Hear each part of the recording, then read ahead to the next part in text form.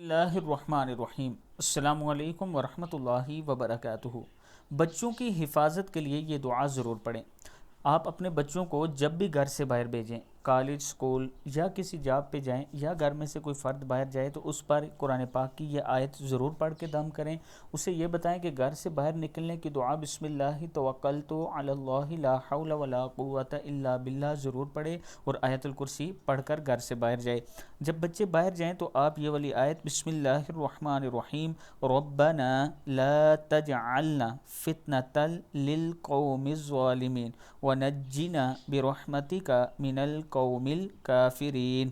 ربنا لا تجعلنا فتنة للقوم الظالمین ونجنا برحمتک من القوم الکافرین۔